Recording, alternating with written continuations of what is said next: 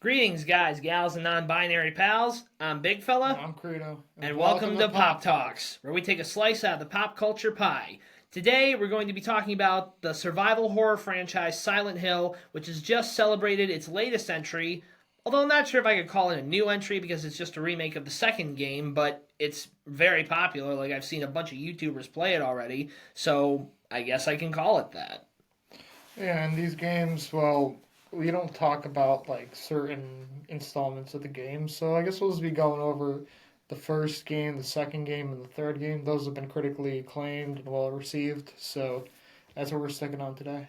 Yes. So let me offer you a hypothetical. You're driving somewhere in the northeastern United States, you get lost, you have no idea where you are, and then all of a sudden this heavy fog rolls in and it's dark out. You can barely see in front of you, but then by some chance you see something in your headlights.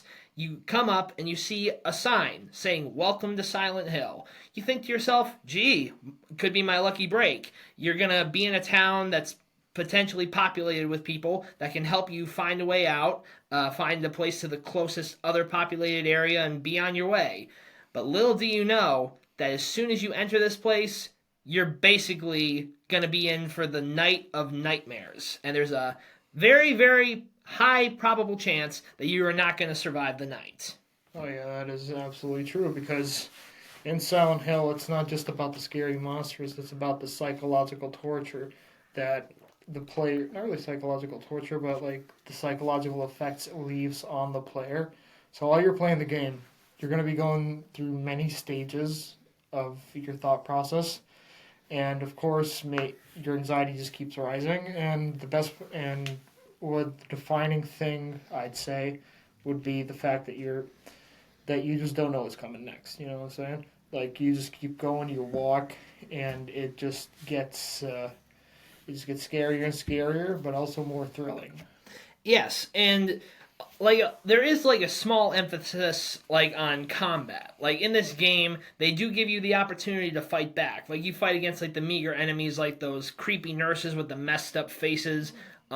All the other monsters, I don't know the specifics because it's been a long time since I've played any of the games, and my knowledge of the lore is very minimal. But I do know that the Pyramid Heads are probably the most recognized characters from this franchise. These creatures are essentially the invincible threat that you can't fight. Like how we mentioned in our very first episode in Star Wars Jedi Fallen Order and Jedi Survivor. Darth Vader shows up, you can't fight him. That's the same way with the Pyramid Heads. You try to fight them, like you try to shoot them, try to throw stuff at them, it's not going to slow them down. And once they get their hands on you, you can say bye bye. Oh yeah. I mean, these aren't like the only like messed up enemies. I mean, if you look at the first game, at least, in let's say when you're playing as Harry, you fight some like weird enemies like the freaking cultists. There are like a lot of cultists in the game. I've seen this cult element actually in a lot of different horror games where like the character is being like tracked down by like a certain organization, well, a cult to put it simply, and they have to fight back. And a lot of the different characters in this game like symbolize something. Like some characters are like Harry. He's going to save his daughter in the first game, but you get to like see how Harry continues to like mentally deteriorate through the game as he's just passing through stages of just continuous misfortune and just absurdity. So Yes, and what I've noticed is that when I've looked at the gameplay and the lore of some of these videos, I am familiar with the fact that in the second game, which was, as I said, the one that just got remade, you play as James Sunderland, who goes to the town of Silent Hill after receiving a mysterious letter from his wife, who, as far as you know, has been missing for quite some time. But as you come to find out further, you're not the good guy as you anticipated. As it turns out, James euthanized his wife because of how her illness was basically like ruining both of their lives. And when I first heard this, I'm like, oh, so did he do it out of a noble, selfless reason. No, he did it out of a selfish reason, and basically how I view it as the game is an encapsulation of his like past coming to haunt him, or like his wife basically telling him you can't get away with killing me. And I just thought that pulled a 180. Like I was like, whoa, I was playing as the bad guy the whole time. Yeah, and a lot of the characters, like I don't remember which one, but I remember there was another game where you play as a guy who was an escaped convict, and you basically like are escaping from the police, and you end up in Silent Hill. But if I remember correctly, he was trying to avenge the death of his daughter. Like I said, I only have like certain knowledge of certain games. Like there is one game that I know quite a lot about, and that's Silent Hill: The Room, because in that one it has, in my opinion, one villain that I think is a lot more terrifying than the Pyramid Heads, and I'm talking about Walter Sullivan. Walter Sullivan was a character who was part of a cult, and they followed something called the 21 Sacraments. I think it is the 21. I could be wrong, but essentially what it is that this cult has to kill 21 people in order to appease their god. And the methods that they do to accomplish this are varied and gruesome. But in one instance in the game, if I'm remembering this correctly, Walter literally would carve out the hearts of his victims and carve the number into their heart. And I'm just like, dude, where the hell was this? What the hell's up with this guy? Where the hell was therapy when he was growing up?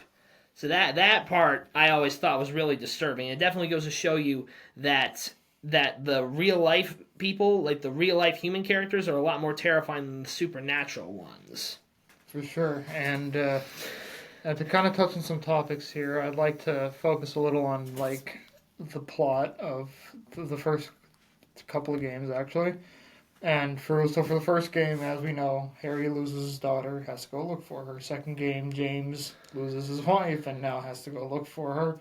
I'm sensing a pattern here. Oh, are we? And one thing that I found very fascinating about the first game, at least, I'm not sure about the second game, but the multiple endings, including the joke ending, where yes, he gets abducted by the aliens. Yeah, or the one where like they show that a Shiba Inu was responsible for all this stuff. Oh yeah, right. I kind of like it when horror games do that. I mean, yes, you've been terrified, you've been traumatized the whole game, and then boom, they pull this where it was all a joke the whole time. I'm just like, that okay, I like that. I like it when they troll the gaming community like that. Actually, the gameplay elements play out pretty well, to be honest. Like if you look at how you like control the character for the time, that was something groundbreaking because like moving with like the tank controls. Well, actually, I wouldn't call it groundbreaking, but I'd call it like the standard. I don't know why I said groundbreaking, but it is a standard because even if you look at its competitor, like Resident Evil, still tank controls, the camera angles were weird, and when you fought the enemies, you had limited resources, and you had to figure out how to outsmart them. But difference between Resident Evil and Silent Hill would be the fact that Resident Evil was more about scaring you for the sake of scaring you, and Silent Hill was more about just like seeing how much of this game you can actually take before you start to lose your mind. Yeah, like it definitely plays on that. Like there was another game that had a similar feature, like the more you get scared, the more like you lose your mind. It was the Evil Dead shooter game that came out a couple of years ago. Like if you lose your mind, you basically lose the game. And if a lot of people are in this, like a lot of the characters, I'm surprised they didn't lose their minds more so. Because like I said before, this town, there's no people here. I mean, there are certain people here, but they're psychopaths. They've basically embraced the nightmare that they live in and basically relish in the chaos that they'll cause if any unsuspecting victim happens to come through. All I can say is Keiichiro Toyama, the guy who created this series, also created another separate horror series, which we'll probably get to at a different day, called Siren, which definitely plays a lot similarly to Silent Hill, except if I remember correctly, that franchise is set mostly in Asia. But, as I said before, Silent Hill is set in somewhere in the northeastern United States. Mm-hmm. Yeah, and actually for the setting, I find the setting to be pretty compelling because using the fog feature, which is like present across all the games, and just how dark and gloomy everything is, the depopulated area, just the general the general ambiance is something that really really places the player in perspective. So that's what I'd say it achieves pretty well, and I'd say some of the themes in the game, like of like how far will you go to save somebody you love, or how much can you take before you actually start to mentally deteriorate. That happens to people in real life. Like a lot of series of misfortunate events just continue to pile up, and people just end up not taking anymore. And you also have like resilience. Is the thing. Like that's a big part of all three of the games, or even the games that come after. Resilience. How far can you go before you break down? Yeah, because like I mentioned this before in one of our earlier videos. In real life, if there was a real life instance of someone being trapped in a fog covered town filled with nightmarish monsters, there's a high chance that you are going to freak out. But the instinct to survive kicks in. Like if you have someone waiting for you, whether it be your family, a significant other, whatever, you're likely going to do whatever it takes to survive. And like Credo just said, resilience is the name of the game because in this game you're not a gun-toting badass. You're not Duke Nukem. You're not a samurai. You can't like fight back like going guns blazing. You're literally like have to salvage and keep what little ammo you have and save it for absolutely necessary because in a lot of these games some of the enemies are usually cannon fodder, but as I said with like things like the pyramid heads, those guys are basically one hit kill. Like I said, get your hand on you, game over, you gotta restart, figure out how do I get past this thing?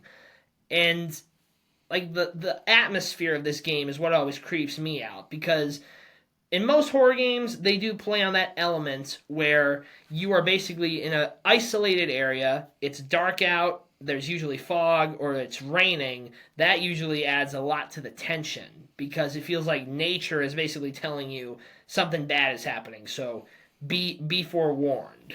Yeah, what adds on to that frustration though are the puzzles in the game. Oh my god. Yeah, the puzzles are just you don't. It's not one of those puzzles where you just grab something and then you have to take it to the next spot and then open the door with it. No, you actually have to like really squeeze your mind and just put all you got into it.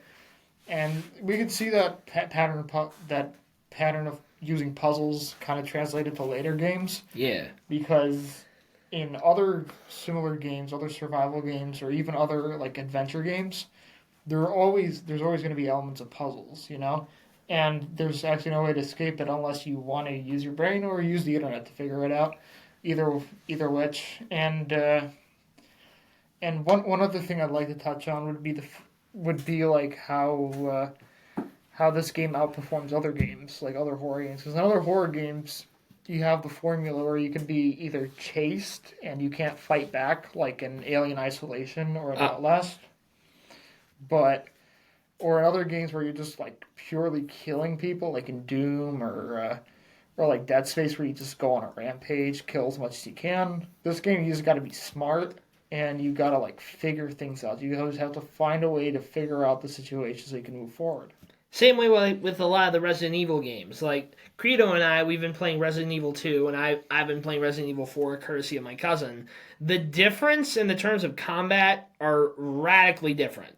Like an instance for Resident Evil 4, you can basically accumulate, you can craft enough weapons and ammunition to basically make yourself a one-man army going up against the infected in Resident Evil 4.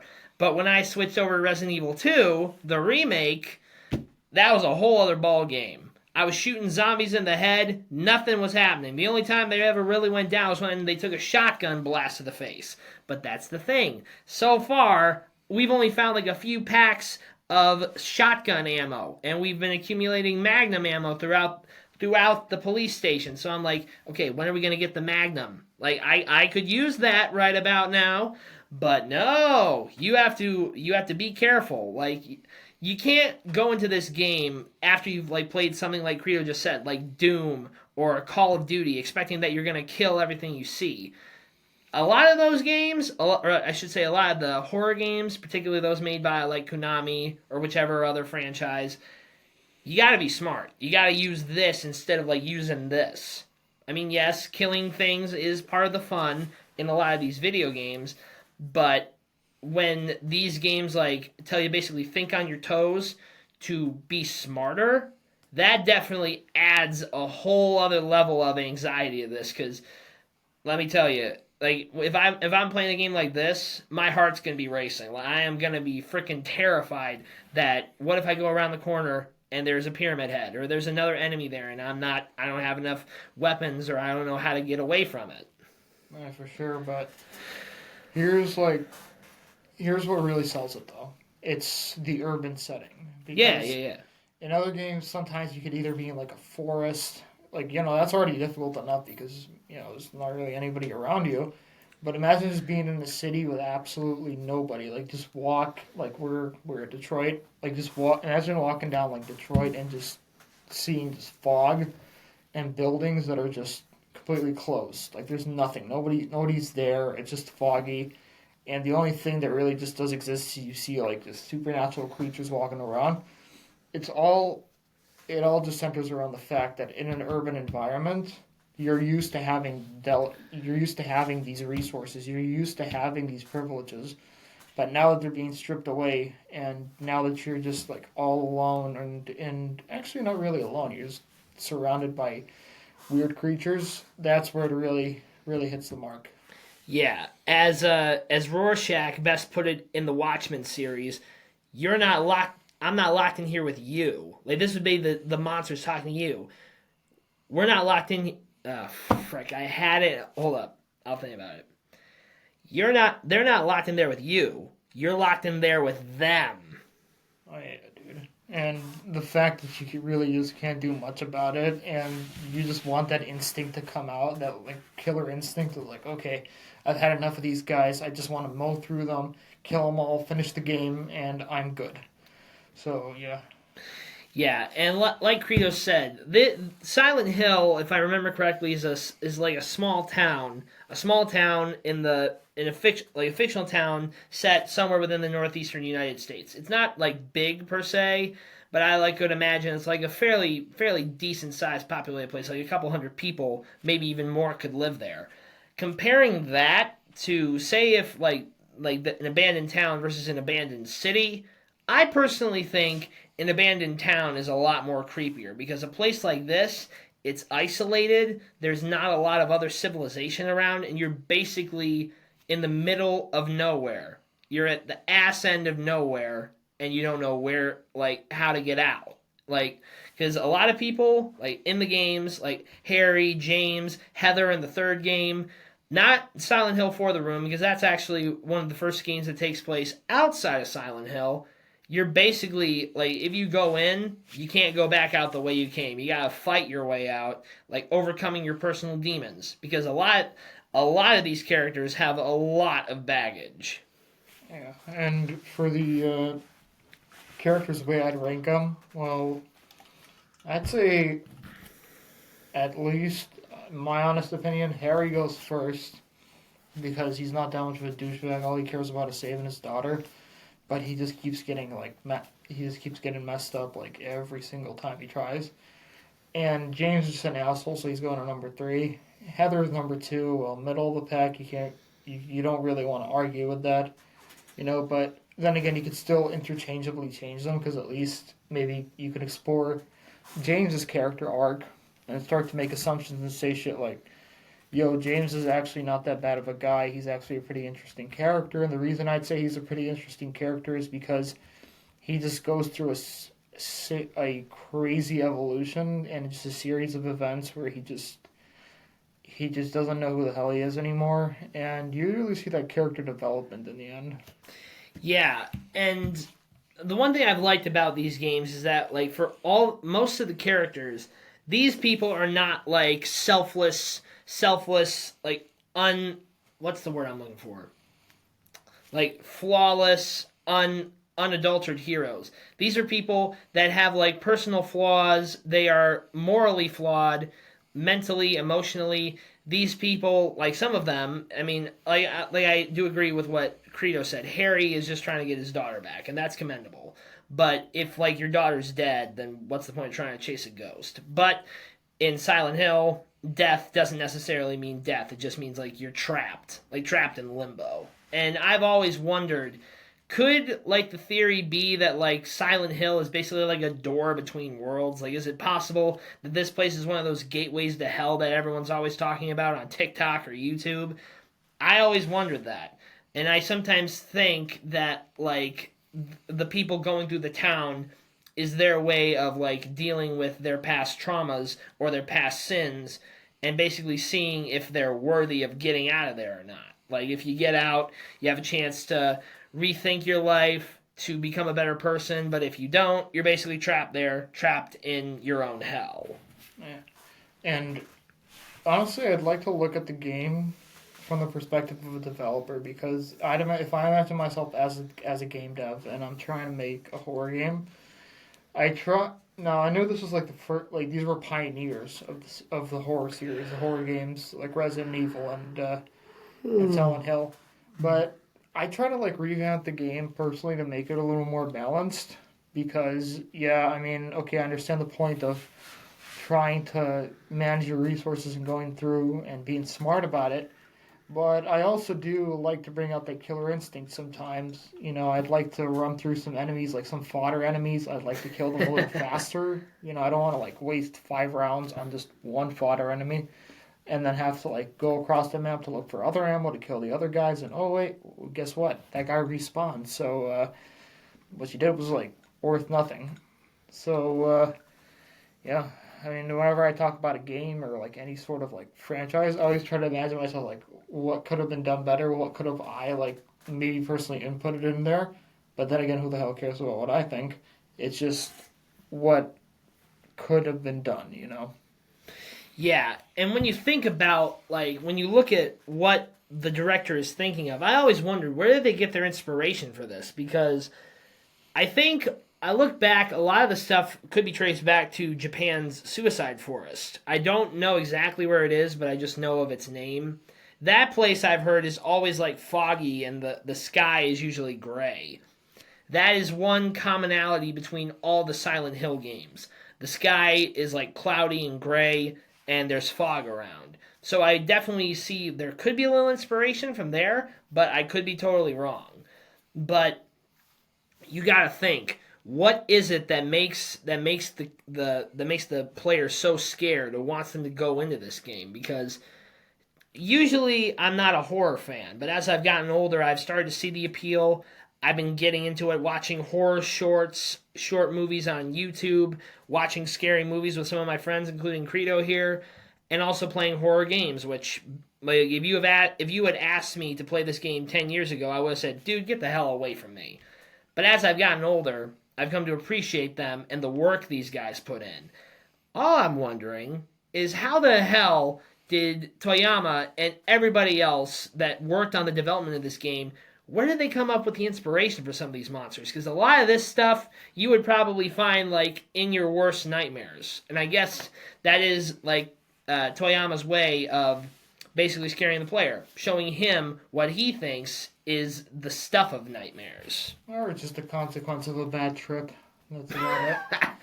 I mean, I could just imagine like, hey Toyama, we need a good monster. Okay, how about we take a lanky man and put a pyramid on his head, and it's made of metal, and he has a sword, and they're like, you son of a bitch, I'm in. Yo, for real, like a lot of these character designs. I'm glad you brought this up because for the character designs, I found to be pretty phenomenal. Like not just looking at it for its time, but looking at it today, like the way these monsters are designed and the way they function is just out of this world. All right, because yeah, they may be a little simplistic at times, but it still does the job of like scaring the player and like giving you that panic/rush, because you just don't face like standard enemies sometimes. You could face like some crazy dudes like the Pyramid Head, as we keep mentioning, and you look at that monster and you're like, okay, what? How could have? How do I put this? Like, what was going through the director's head when they decided to just put a pyramid on top of a dude? You know, there's like a pyramid box on top of a guy, and he just chases you around with a stick. So that just didn't really make much sense to me, but as I got older, I realized that, hey, this is like literal art. Yeah, and one thing that I have noticed is that, like in one of the games, hold up, I have my visual aid right here. Silent Hill Homecoming, which I think it was a decent entry into the franchise. I mean, obviously it's not groundbreaking, but it was still a fun little spooky ride. Like the lore behind a lot of these games that I've read into, like I'm trying to get more knowledgeable of it.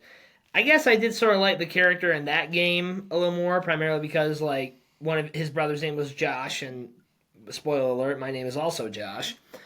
But when you read that like Silent Hill and the surrounding cities or towns, there are other towns around Silent Hill that this horror, like this stuff didn't just happen recently.